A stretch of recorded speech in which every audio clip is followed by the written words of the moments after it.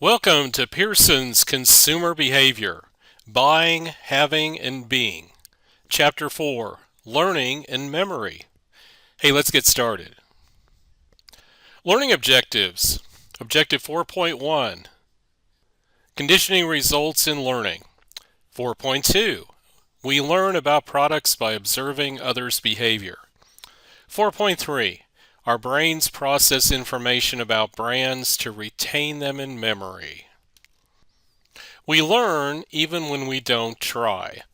We recognize many brand names and many product jingles, even for products we don't personally use. We call this casual, unintentional acquisition of knowledge, incidental learning. Learning is an ongoing process. Our knowledge about the world constantly updates as we are exposed to new stimuli and as we receive ongoing feedback that allows us to modify our behavior when we find ourselves in similar situations. The concept of learning covers a lot of ground, ranging from a consumer's simple association between a stimulus, such as a product logo, and a response to a complex series of cognitive awareness. There are several learning theories which range from those that focus on connections between actions and consequences to those that focus on understanding complex relationships and problem solving. There are two theories which are types of behavioral learning theories: classical conditioning and instrumental conditioning. Instrumental conditioning means to condition behavior using consequences. It refers to voluntary behaviors, while classical conditioning works to condition responses to involuntary behaviors. We'll cover more about classical conditioning in the next slide. Classical conditioning occurs when a stimulus that elicits a response is paired with another stimulus that initially does not elicit a response on its own. Over time, the second stimulus causes a similar response because we associate it with the first stimulus. Ivan Pavlov, a Russian physiologist who conducted research on digestion in animals, first demonstrated this phenomenon in dogs. He paired a neutral stimulus, a bell, with a stimulus known to cause a salivation response in dogs. The powder was an unconditioned stimulus, or UCS, because it was naturally capable of causing the response. Over time, the bell became a conditioned stimulus, or CS. Conditioning effects are more likely to occur after the conditioned, or CS, and unconditioned, UCS, stimuli have been paired a number of times. This effect is known as repetition. Stimuli similar to a CS may evoke similar responses. Stimulus generalization refers to the tendency of stimuli similar to a CS to evoke similar conditioned responses. For example, Pavlov noticed in subsequent studies that his dogs would sometimes salivate when they heard noises that only vaguely resembled a bell, such as keys jangling. People also react to other similar stimuli in much the same way they responded to the original stimulus. We call this generalization a halo effect. Conditioning effects are more likely to occur after the conditioned stimulus and the unconditioned stimulus have been paired several times. Repeated exposures to the association increase the strength of the associations and prevent decay of those associations in memory. Many classic advertising campaigns consist of product slogans repeated often to enhance recall. The Rolaids campaign, which asks, "How do you spell relief?" Rolaids is a personal favorite. But for this to work, the UCS must repeatedly be paired with the CS. Even when associations are established, too much exposure can turn negative. In that case, the association may change in terms of whether it is perceived as positive or negative. The process of stimulus generalization is critical to branding and packaging decisions to try to capitalize on consumers' positive associations with an existing brand or company name. Marketers can base some strategies on stimulus generalization. Family branding enables products to capitalize on the reputation of a company name. Marketers can use product line extensions by adding related products to an established brand. Licensing allows companies to rent well-known names. Companies that make generic or private label brands and want to communicate a quality image often exploit this linkage when they put their products in similar packages to those of popular brands. Instrumental conditioning occurs when we learn to perform behaviors that produce positive outcomes and avoid those that yield negative outcomes. Whereas responses in classical conditioning are involuntary and fairly simple, we make those in instrumental conditioning deliberately to obtain a goal. Instrumental conditioning occurs in one of three ways: positive reinforcement, negative reinforcement, and punishment. Positive reinforcement comes in the form of a reward. Extinction occurs when there is no reinforcement. In other words, the conditioning is not activated because it is not reinforced. For reflection, how might classical conditioning operate for a consumer who visits a new tutoring website and is greeted by the website's avatar who resembles Albert Einstein?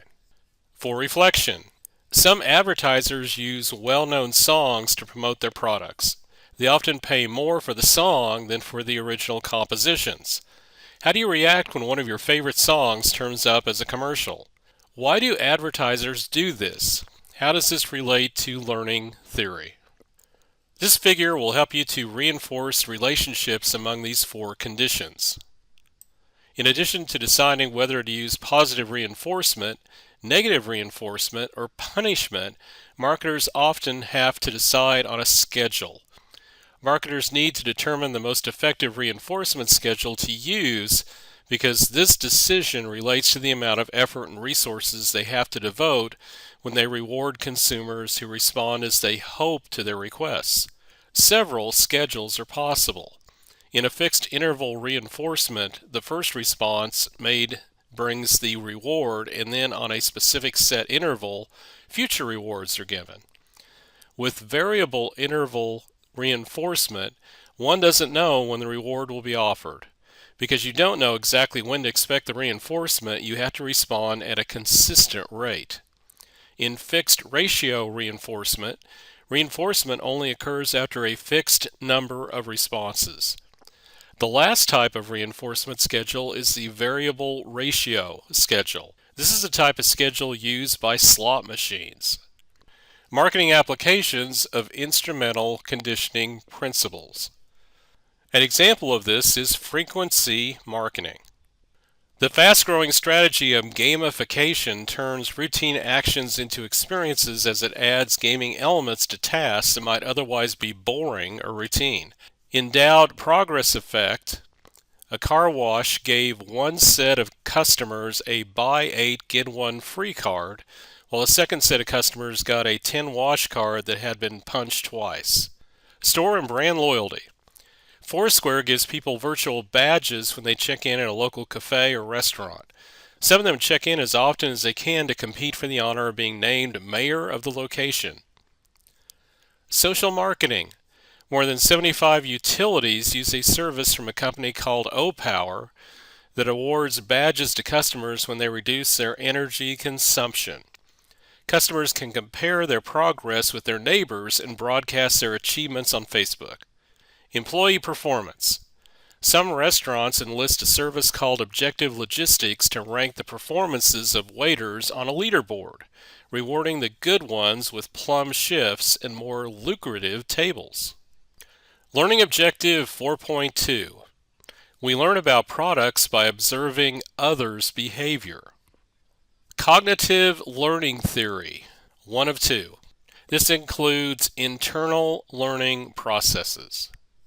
Observational learning occurs when we watch the actions of others and note the reinforcements they receive for their behaviors. In these situations, learning occurs as a result of vicarious rather than direct experience. People store these observations in memory as they accumulate knowledge, and then they use this information at a later point to guide their own behavior. In the figure illustrated, you can see that for a marketer to instigate observational learning, 4 conditions have to be met. First, the consumer's attention must be directed to the appropriate model, and that person must be someone the consumer wishes to emulate. Second, the consumer must remember what the model says or does. Third, the consumer must convert this information into actions. And fourth, the consumer must be motivated to perform these actions. Observational learning occurs when we watch the actions of others and note the reinforcements they receive for their behaviors. In these situations, learning occurs as a result of vicarious rather than direct experience. This type of learning is a complex process. People store these observations in memory as they accumulate knowledge, and then they use this information at a later point to guide their own behavior. Parents exhibit different styles when they socialize their children. They may be authoritarian, neglecting, or indulgent. Authoritarian parents are hostile, restrictive, and emotionally uninvolved. Neglecting parents are detached from their children and don't exercise much control over what they do.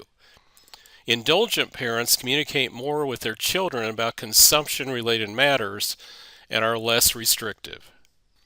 The process of consumer socialization begins with infants. Within the first 2 years, children request products they want. By about age 5, most kids make purchases with the help of parents and grandparents. This figure shows the sequence of stages as kids turn into consumers. Cognitive development. Here's the different types of cognitive development. Limited. Children who are younger than age 6 do not employ storage and retrieval strategies. Cued. Children between the ages of 6 and 12 employ these strategies, but only when prompted to do so. Strategic. Children 12 and older spontaneously employ storage and retrieval strategies. Multiple intelligence theory. This influential perspective argues for other types of intelligence, such as athletic prowess or musical ability, beyond the traditional math and verbal skills that psychologists use to measure IQ. For reflection, what kind of reinforcement is being used when stores offer loyalty programs? Provide several examples and identify the reinforcement approach being used. For reflection, how did your parents influence your development as a consumer? How much freedom were you provided in terms of your consumer choices? Learning Objective 4.3. Our brains process information about brands to retain them in memory. Memory is the process of acquiring information and storing it over time so that it'll be available when we need it. Many people assume the mind works with an information processing approach. Data is input, processed, and output for later use in revised form. In the encoding stage, information enters in a way the system will recognize. In the storage stage, we integrate this knowledge with what is already in memory and warehouse it until it's needed. During retrieval, we access the desired information. Memory. In the encoding stage, information enters in a way the system will recognize. In the storage stage, we integrate this knowledge with what is already in memory and warehouse it when it's needed. During retrieval, as noted, we access the desired information. Episodic memories relate to events that are personally relevant. A narrative, or a description of a product that is written as a story, is often an effective way to convey product information. Activization models of memory explain that depending on the nature of the processing tasks, different levels of processing occur that activate some aspects of memory rather than others. Types of memory. According to the information processing perspective, there are 3 distinct memory systems: sensory memory, short-term memory, and long-term memory. Each plays a role in processing brand-related information as summarized in the figure. Sensory memory stores the information we receive from our senses. This storage, however, is temporary. Short-term memory also stores information for a limited period of time and has a limited capacity. This system is working memory. It holds information we are currently processing. Our memories can store verbal input acoustically or semantically. We store this information by combining small pieces into larger ones in a process we call chunking. A chunk is a configuration that is familiar, and the person can think about it as a unit. Long-term memory is a system that allows us to retain information for a long period of time. A cognitive process we call elaborative rehearsal allows information to move from short-term memory to long-term memory. Associative network. Recent research suggests that long-term memory and short-term memory are interdependent systems. Depending on the nature of the processing task, different levels of processing occur that activate some aspects of memory rather than others. These approaches are called activation models of memory. The more effort it takes to process information, the more likely it is that information is going to transfer into long-term memory. According to these activation models of memory, an incoming piece of information gets stored in an associative network that contains many bits of information. These storage units are knowledge structures, like a complex spider web filled with pieces of data. Incoming information gets put into nodes that connect to one another. Spreading activation. A marketing message may activate our memory of a brand directly or indirectly. If it activates a node, it will also activate other linked nodes, much as tapping a spider's web in one spot sends movement reverberating across the web. The meaning types are listed in the slide. Brand-specific meaning refers to memory stored in terms of the claims the brand makes. Ad-specific meaning refers to memory stored in terms of the medium or content of the ad itself. Brand identification is memory stored in terms of the brand name. Product category meaning is memory stored in terms of how the product works or where it should be used. Evaluative reactions is memory stored as positive or negative emotions. A schema is a cognitive framework we develop through experience. Script is a sequence of events an individual expects to occur. As consumers, we learn service scripts that guide our behavior in commercial settings. Pioneering brand is the first brand to enter a market. Follower brands that ride their coattails because the first product's introduction is likely to be distinctive, and for the time being, no competitors divert our attention. Space effect describes the tendency for us to recall printed material more effectively when the advertiser repeats the target item periodically, rather than presenting it repeatedly in a short time period. Forgetting. In the process of decay, the structural changes that learning produces in the brain, they just simply go away. Forgetting also occurs as a result of interference. As we learn additional information, it displaces the previous information. The phenomenon of state-dependent retrieval illustrates that we are better able to access information if our internal state is the same at the time of recall as when we learn the information. Highlighting effect, which occurs when the order in which consumers learn about brands determines the strength of association between those brands and their attributes. The salience of a brand refers to its prominence or level of activation in memory. The von Restorff effect is well known to memory researchers. It shows that almost any technique that increases the novelty of a stimulus also improves recall. We recall mixed emotions, such as those with both positive and negative components, differently than unipolar emotions that are either all positive or all negative. Hybrid ads include a program tie-in. Measuring memory for marketing stimuli. How do we know if our marketing messages are designed to help consumers remember them? We can measure recognition and recall. In a typical recognition test, researchers show ads to subjects one at a time and ask if they've seen them before. In contrast, free recall tests ask consumers to independently think of what they have seen without being prompted first. Of course, measures of memory can be faulty.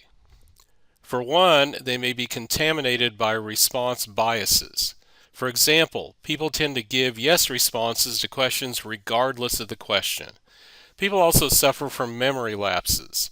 Typical problems include omitting facts, averaging or normalizing the memories by not reporting extreme cases, and telescoping, which is an inaccurate recall of time.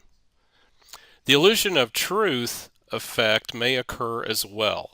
This effect refers to the phenomenon of people remembering a claim is true when they have been told the claim is false. For reflection, list 3 of your favorite foods. What memories do you have associated with those foods? Are the foods associated with specific family events, like a gathering for St. Patrick's Day? Explain. What makes us forget? Retrieval is a process whereby we recover information from long-term memory. Many things affect our ability to retrieve information. One of those is how the marketer presents the information. The marketing power of nostalgia. Nostalgia describes the emotions where we view the past with longing. We reference the good old days. When marketers play on nostalgia, they want us to attach our fond memories to new products. One way to do this is to introduce retro brands.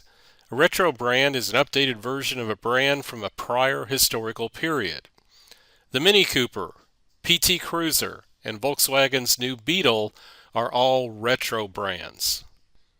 For reflection, what's a memory that you just can't seem to forget?